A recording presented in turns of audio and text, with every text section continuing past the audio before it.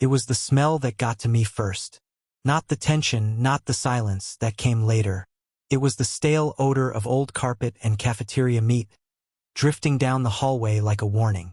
The kind of smell you only find in public middle schools, where the ceilings are low, the chairs too small, and the fluorescent lights never blink. I arrived early. Always did. I parked across 2 faded lines and sat in the car for a full 5 minutes. The engine ticking, the folder on the passenger seat already open, the documents inside perfectly aligned. Report cards, notes from last semester's counselor, a printout of the tutoring payments I'd made since September. Organized, responsible, prepared. The kind of parent teachers want to talk to. I walked in alone. Amanda said she'd meet me there. Said Brooke had soccer practice and they'd come together. She didn't ask if I wanted to ride with them. She never did anymore. Inside, the hallway was quiet except for the occasional echo of doors closing or the sound of laughter far off. Other families, other children who still spoke to the people who raised them. I passed a bulletin board filled with glitter projects and a banner that read, "We all belong here." I didn't feel like I did. I found the room. Standard setup, plastic chairs, a too small table, a lineup of educators with polite, neutral faces. The English teacher smiled, shook my hand. The science teacher made a quick joke about test anxiety. The counselor offered a sheet of coping strategies. All of them had read Brooke's file. All of them were worried. She was bright, but distant. Brilliant on paper, but checked out in person. Her grades had dipped. Her friends had changed. And she hadn't submitted a single journal assignment in 6 weeks. I opened the folder, started speaking. I talked about structure, about routine. I mentioned the tutor we'd hired back in October, the missed sessions, the doctor's note we'd gotten for her anxiety, the same one I had booked, driven her to, and paid for in cash because Amanda had forgotten her insurance card. I said, "We'll handle it," like I always did. And then the door opened. Brooke walked in first, ponytail too tight, face flushed from whatever fake jog Amanda had dragged her out of. She looked at me, then looked away. Amanda followed, phone still in her hand, the screen glowing. She didn't sit next to me. She didn't say hello. She took the chair across from mine and started scrolling before the counselor had even said her name. When asked to share how she'd been feeling, Brooke crossed her arms and stared out the window. I kept my voice steady, suggested maybe we should consider reducing screen time, maybe reinstating the rule about no phones after 9. The English teacher nodded, said that could help. That's when Brooke spoke. Loud enough for every adult in the room to hear, clear enough to leave no room for misinterpretation. "He's not my father and has no right to speak for me." There it was. 5 seconds of silence followed. I remember counting them in my head. 1, 2, 3, 4. Amanda didn't even look at me, didn't wince, didn't say, "That's not true," or even "Let's be respectful." She just nodded. A tiny, tired movement. Complicit. I didn't respond, didn't ask why, didn't defend the years. I closed the folder, slow, quiet, making sure every corner aligned. I stood, buttoned my jacket, nodded once to the teachers and walked out. They thought that was the end of it. No one followed me. No one called my name. I exited the building like a stranger, like an intruder who'd finally gotten the message. I got in the car and drove straight home. Didn't turn on the radio. Didn't call anyone. Didn't even swear. There was no rage. Just a strange, cold stillness. A long, low silence that settled in my chest like fog. At home, the kitchen was dark.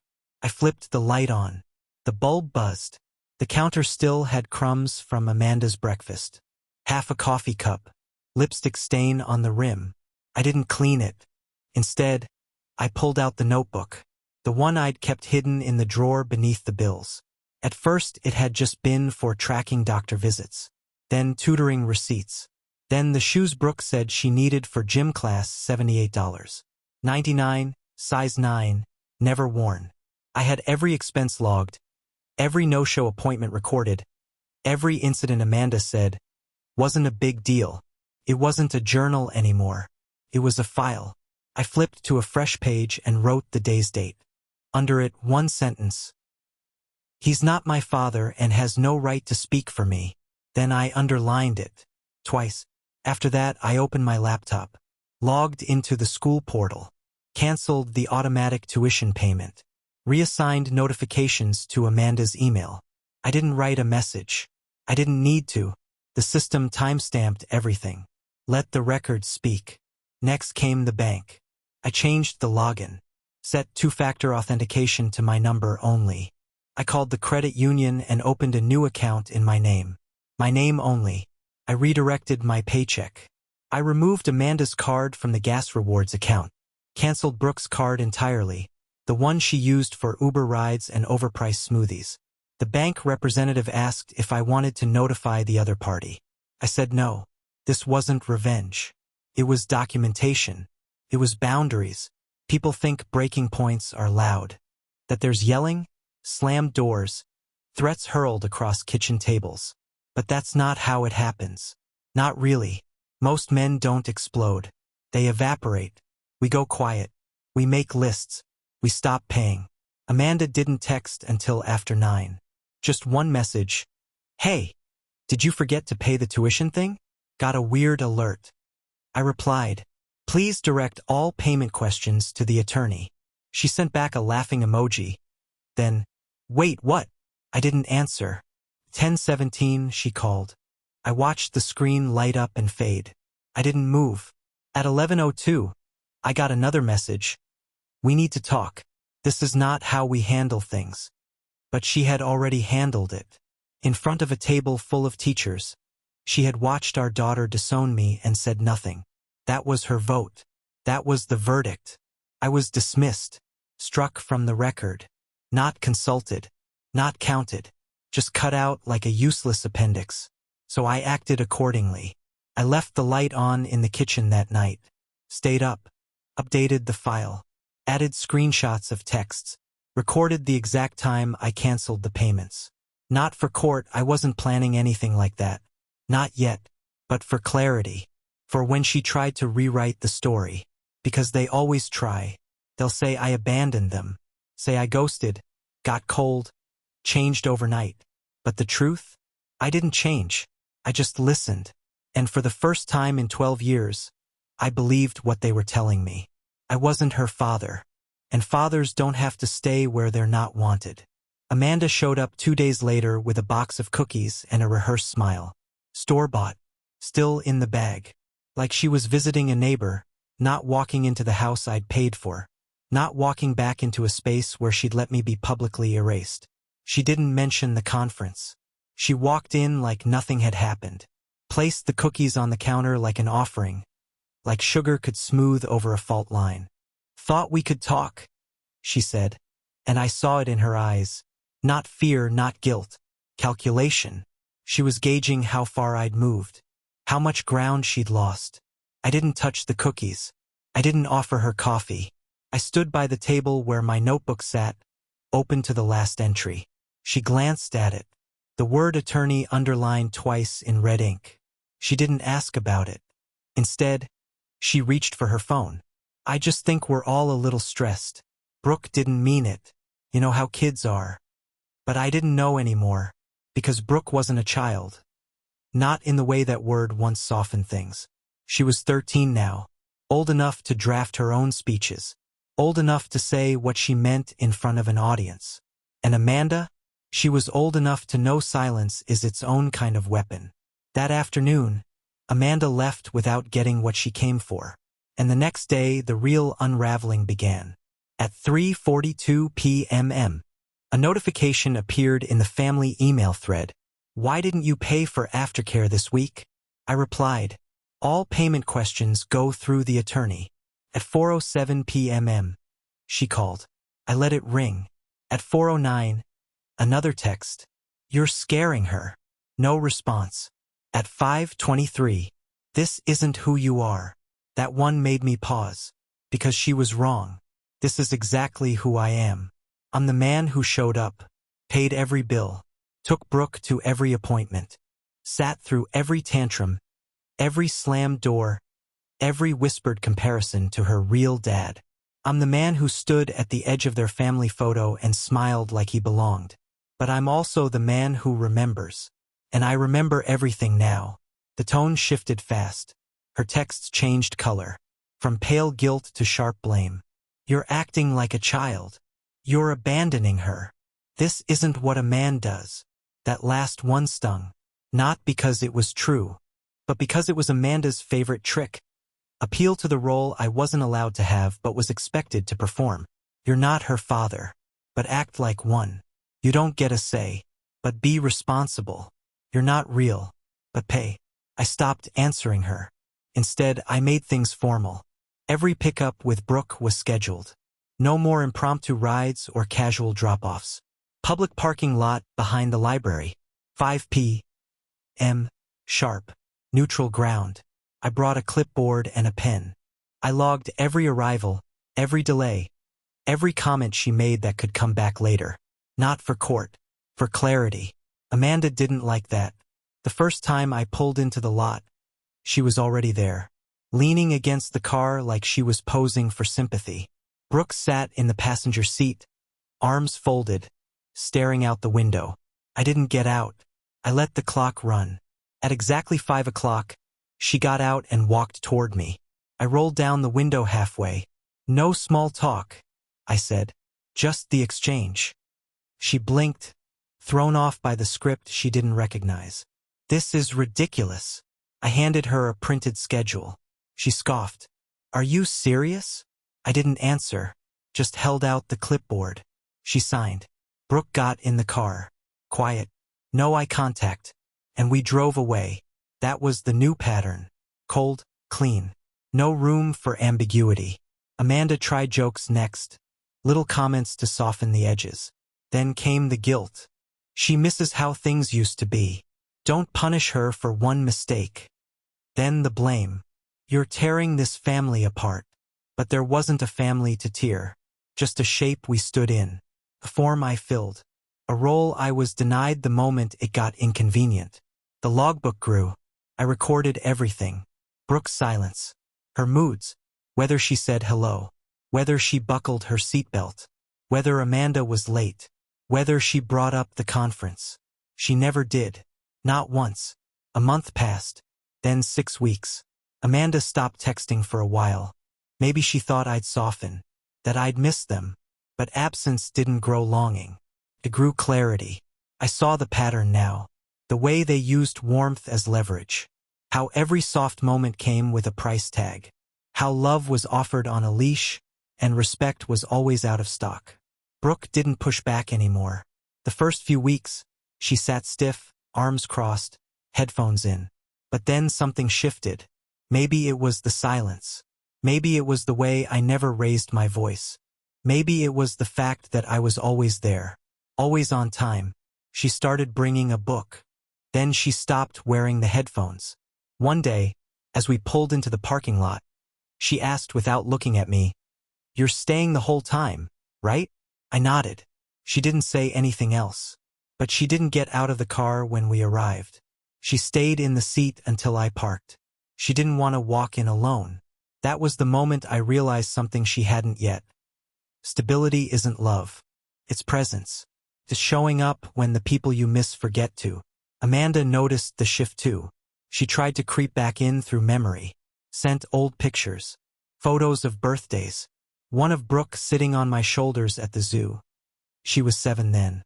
Smiling. I remember that day. I called in sick to work because her real dad canceled last minute. We spent the day feeding giraffes. I paid $35 for a balloon that popped 10 minutes later. Amanda sent the photo with a caption. "She used to love you so much." I didn't respond. Instead, I added it to the file. That week, she brought up Christmas. Maybe we could do dinner. Just the 3 of us. I replied with a question. Did Brooke ever apologize? She didn't answer. Next time I picked Brooke up, she was quiet again. But different. Not angry. Not cold. Just watchful. She didn't hug me. She never had. But when I handed her backpack over that afternoon, she paused before taking it. Her eyes met mine for half a second. No smile. No thank you. Just a nod. Not a victory. Just silence. But in that silence, for the first time, there was no fear. Not hers. Not mine. Amanda kept trying. little intrusions, shared articles, pictures of school projects. She even tried to frame things as co-parenting again, used the word we like it still applied. We need to get her a new laptop. I replied, submit a formal request with expense documentation. She didn't like that, started texting less. The silence returned. But this one was different. It wasn't empty. It was filled with shape, structure, order. Every time Amanda went silent, I found myself breathing easier, sleeping deeper, eating slower. I was recovering. And Brooke, she was watching that too. She didn't say sorry. Not yet. I don't expect her to. But when she left the car one evening, she hesitated before closing the door.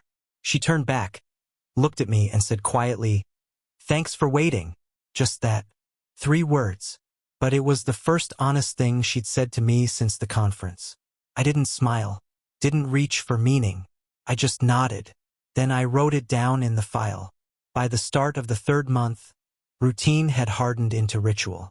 Wake up, log expenses, brew coffee, check the bank app, confirm that every withdrawal was documented, every line item accounted for.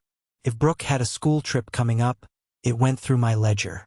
If she needed new shoes, I sent Amanda a request form. Not a text.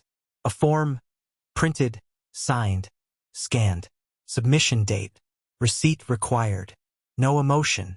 Every Friday, I drove to the library parking lot, arrived 10 minutes early, logged the time, turned off the car, sat in silence. At first, Brooke didn't speak much. She'd slip in and out of the car like I was her Uber driver. But somewhere around week 10, something started to change. The silence got heavier. Not colder, heavier, like there was something inside it waiting to be said. She started to stay in the car longer after drop-offs. Started texting Amanda from my passenger seat to say she'd arrived early, even when we were 10 minutes late. She started asking questions. Soft, careful things. "You used to come to all the conferences, didn't you?" I didn't look at her when I answered. "Every one." A pause. "Even the ones Mom forgot?" "Especially those." She nodded and turned back to the window. I didn't ask what she remembered. I didn't remind her of the mornings Amanda overslept or the dentist visits she canceled last minute.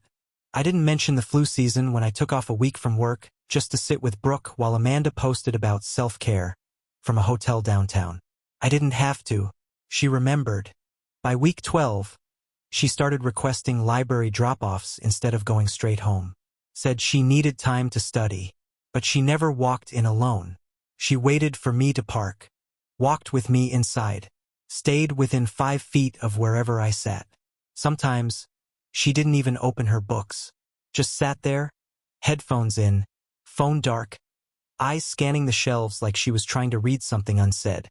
The first time I got up to use the restroom, she stood too. "Be right back," I said. She nodded, waited. I realized then that she didn't want to be left. Not again. I wasn't trying to be the hero. I wasn't chasing a title. I just showed up on time. I bought the notebooks she forgot to tell Amanda about. I paid for the after-school programs through the separate account. Everything tracked. No emotion, just presence. That's when Amanda tried to slither back in. She started with nostalgia. Photos from 4 years ago. Brooke asleep in my lap on the couch. A birthday card she once made with the words, "You're the best." A picture of the first bike I ever bought her. The one I spent a weekend assembling with my own tools because Amanda didn't want to waste money on store assembly. The caption under one photo read, "She adored you once. She still does. This has all been misunderstood." I didn't respond. Instead, I printed it, filed it in the folder, dated it. A week later, Amanda sent a voice memo. Not a call, not a text. A breathy, staged confession of regret. She said she was rethinking how everything unfolded. Said she'd lost sight of how much I meant to their stability. She said Brooke had been asking questions, soft ones, quiet ones, about the past. "She's starting to realize," Amanda said. "She's remembering who you were to her." But Amanda wasn't interested in memory. She was interested in maintenance. She wanted things smoothed out, payments resumed, the old script unpaused. I didn't take the bait. I sent one reply: any contact outside custody exchange must go through legal counsel. 2 days later, she forwarded an email from the school's fundraising coordinator. Suggested I might want to contribute something, just to show Brooke we're all still a team. A team. That word nearly made me laugh. So I drafted a response. My contributions are already well documented. Please refer to the attached statement of support, broken down by semester. Attached was a spreadsheet of every expense I had covered from the last 6 months. Every book, every sports fee, every late pickup fee Amanda forgot to pay. Everything Brooke needed, I covered. Everything Amanda wanted me to forget, I had saved. There was no reply, but the silence spoke loud. The real shift came the night Brooke forgot her sweater in the car. I saw it in the rearview mirror as I pulled away, her running back toward me, hair bouncing, mouth open like she was about to call out. I stopped, rolled the window down. She didn't reach for the door. She just stood there and said, "Do you still have that book we read last summer?" I blinked. Which one? The one about the guy and the boat, and the storm. I forgot the title. Hemingway, I said. The Old Man and the Sea. She nodded. I've been thinking about it lately. She didn't explain why. She didn't need to. I knew. That book was about endurance. About dragging something home, bloodied and broken, and still calling it yours even when the world picked it apart. I still have it, I said. She nodded again. That was the night she called me him instead of the driver when she texted Amanda. I saw the screen over her shoulder. He's here. Not the ride. Not outside. Not waiting. Just he. Small things, but sharp. Amanda noticed. She started pushing harder. Asked to reset expectations. Said we should meet as co-parents and work through the tension. Offered to make dinner. I declined. She tried another angle. Said her mother was asking why I wasn't around anymore. Said the neighbors were worried. She sent a picture of Brooke standing by the fireplace. A caption underneath. She misses you. She just doesn't know how to say it. But I knew better. This wasn't about saying it. It was about undoing it. And that couldn't be done. You don't unring a bell. You don't unspeak a sentence like, "He's not my father and has no right to speak for me." You live with it. You let it reshape everything. One day, Brooke asked if I remembered the first time we met. I told her yes. I described the dress she wore, blue, with a daisy on the front. How she spilled juice on my shoes 5 minutes in. How she hid behind Amanda when I tried to shake her hand. She laughed. Not a full laugh, but close. Then she asked, "Why'd you stick around?" I didn't answer right away, because the real answer was this. I stayed because I believed that showing up would be enough. That time would earn me something blood couldn't. That sacrifice, when repeated long enough, becomes family. But I also knew now what she didn't, that none of that mattered when the words came. When she said I wasn't her father. When Amanda agreed. Everything I had built fell in that moment. Quietly. Permanently. So I gave her a softer answer. I stayed because I wanted to.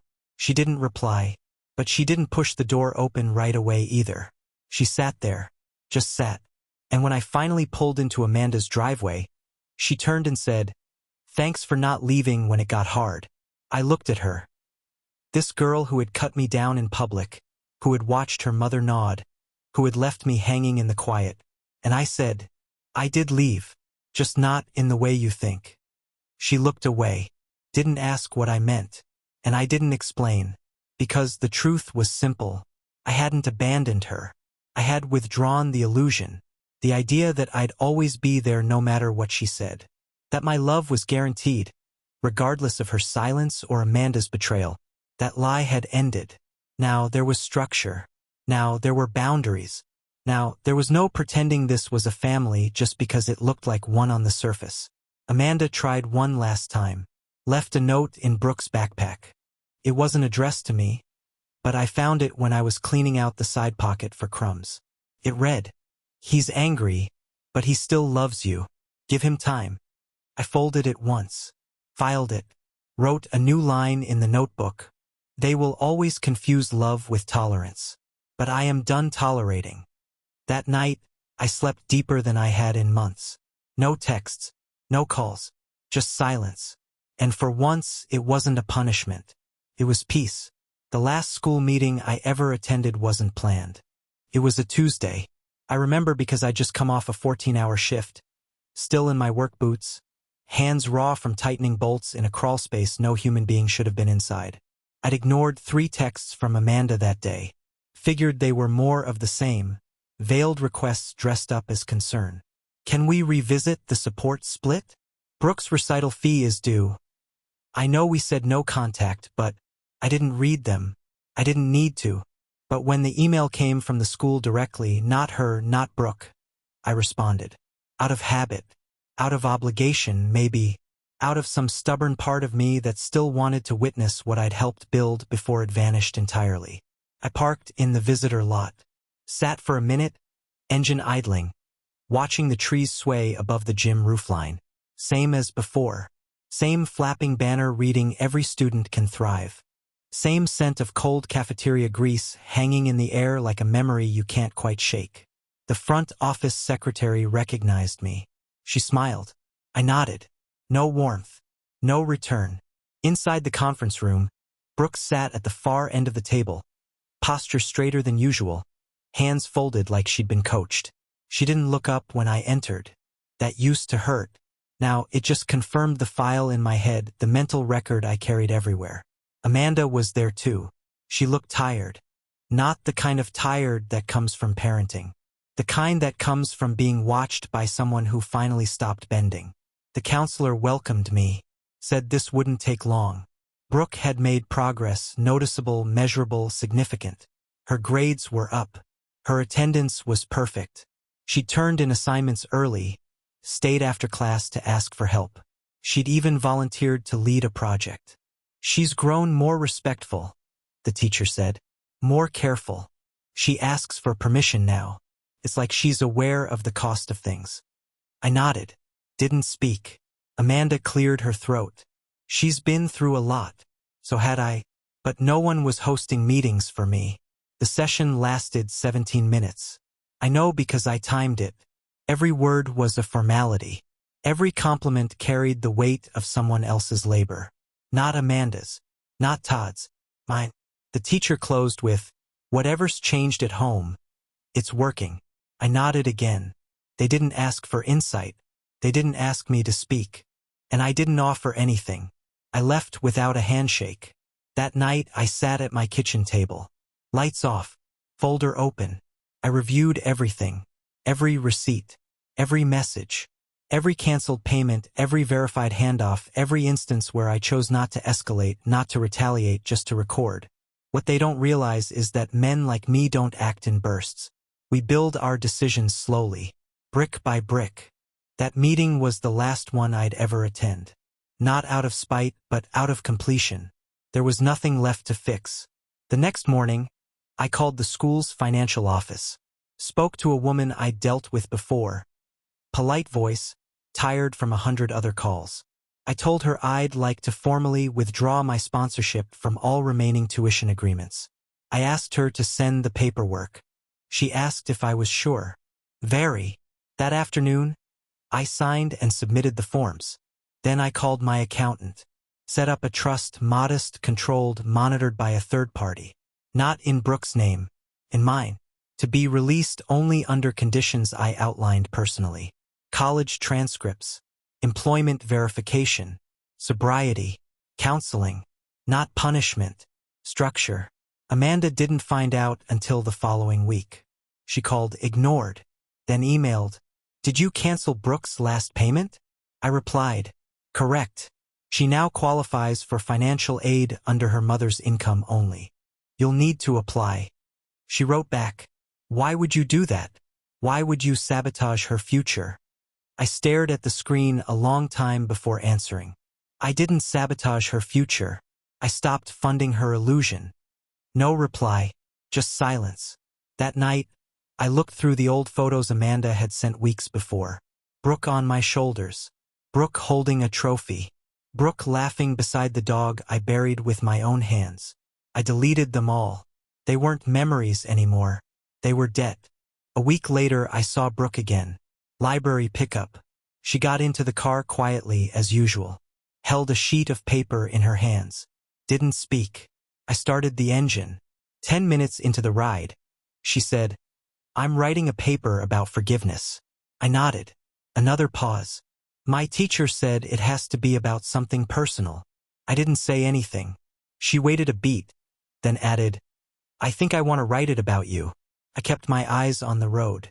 My grip on the wheel didn't change.